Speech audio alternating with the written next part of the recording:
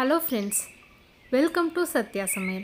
இன்னைக்கு நம்ம சாதத்துக்கு ரொம்பவே சுவையான கருப்பு எள் துவையல் எப்படி பண்றது அப்படினு பார்க்கலாம். வாங்க இப்ப நம்ம வீடியோக்கு போகலாம். நான் கருப்பு எள் துவையல் பண்றதுக்கு 100 கிராம் அளவுக்கு எள் எடுத்து வச்சிருக்கேன். இந்த எள்ளு மூழ்கற அளவுக்கு தண்ணி ஊத்தி 15 நிமிஷத்துக்கு நம்ம ஊற வச்சுக்கலாம். நல்லா ஒரு வாட்டி கலந்து விட்டுருங்க. இப்போ இருக்கட்டும். இப்போ ஊறினதுக்கு அப்புறம் பாருங்க எள்ளுல இருக்கக்கூடிய அந்த கலர் அந்த கருப்பு லேசா விட்டு வந்திருக்கு. இந்த மாதிரி கையில நல்லா தேய்ச்சி நம்ம கழுவிட்டோம் அப்படினா எள்ளுல இருந்து வரக்கூடிய அந்த கச்சல் வாசனை இருக்காது. எள்ளு அதிக எண்ணெய் வித்துள்ளது அப்படிங்கிறதுனால இந்த மாதிரி நம்ம கழுவி எடுத்துக்கிட்டோம் அப்படினா சட்னி ரொம்ப டேஸ்டா இருக்கும். வெள்ளை எள் பயன்படுத்தியும் இதே மெத்தட்ல நம்ம சட்னி பண்ணிக்கலாம். ஆனா வெள்ளை எள் நம்ம இந்த மாதிரி ஊற வச்சு கழுவ வேண்டியது இல்ல. ஆனா வெள்ளை எள்ளை விட கருப்பு எள் ரொம்பவே ஆரோக்கியமானது. இப்போ எள்ளை நம்ம நல்லா சுத்தம் பண்ணியாச்சு. pan நல்லா சூடாக்கிட்டு நம்ம கழுவி வச்சிருக்க எள்ளை சேர்த்து நல்லா வறுத்து விட்டுக்கலாம்.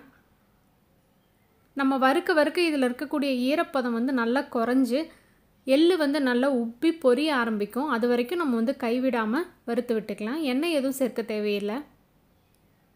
இப்போ பாருங்க தண்ணி நல்லா குறைஞ்சிருச்சு. இன்னும் 2 நிமிஷத்துக்கு அப்புறமா சுத்தமாக அதில் இருக்கக்கூடிய தண்ணி எல்லாமே ட்ரை ஆயிருச்சு. இனி ஒரு 5 நிமிஷம் இருந்தது அப்படின்னா நமக்கு எள்ளு நல்லா உப்பி பொரிய ஆரம்பிக்கும்.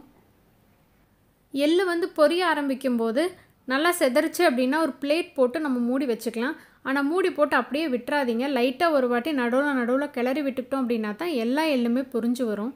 இப்போ பாருங்கள் நல்லா பொரிஞ்சிருச்சு. நான் எள்ளை ஒரு பிளேட்டுக்கு மாற்றிட்டேன். நல்லா சூடு ஆறட்டும். அதே கடாயில் 1 ஸ்பூன் அளவுக்கு எண்ணெய் சேர்த்துக்கலாம். 4 பல் போல் பூண்டு, சின்னதாக ஒரு துண்டு புளி, காரத்தேவைக்கு தகுந்த அளவுக்கு மிளகாய் வத்தல் சேர்த்து வறுத்து விட்டுக்கலாம். காரத்துக்கு தகுந்த அளவுக்கு நம்ம புளி சேர்த்துக்கலாம். இதில் 1 கப் அளவுக்கு ஃப்ரெஷ்ஷான தேங்காய் துருவல் சேர்த்து தேங்காயும் வறுத்து விட்டுக்கலாம். நம்ம துவையலாக அரைக்கும் பொழுது தேங்காயை வறுத்து சேர்த்துக்கிட்டோம் அப்படின்னா அந்த ஃப்ளேவர் ரொம்ப நல்லாயிருக்கும். இந்த தேங்காய் கூடவே ஃப்ரெஷ்ஷான கருவேப்பிலை சேர்த்துக்கலாம்.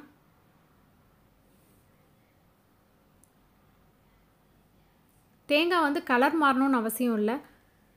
லேசாக அதனுடைய எண்ணெய் பிரிஞ்சு வர ஆரம்பிக்கும் போது நம்ம ஸ்டவ் ஆஃப் பண்ணிடலாம். இப்போ வறுத்து வச்ச பொருட்கள் எல்லாமே நல்லா ஆறிடுச்சு.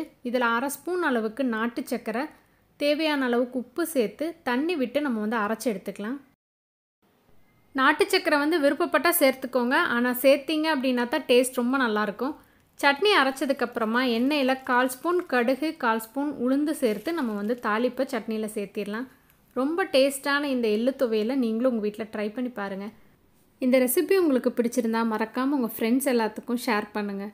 லைக் பண்ணுங்கள், கமெண்ட் பண்ணுங்கள். மறந்துடாமல் நம்ம சேனலை சப்ஸ்கிரைப் பண்ணுங்கள். சுவையருந்திட சுவைத்து பாருங்கள்.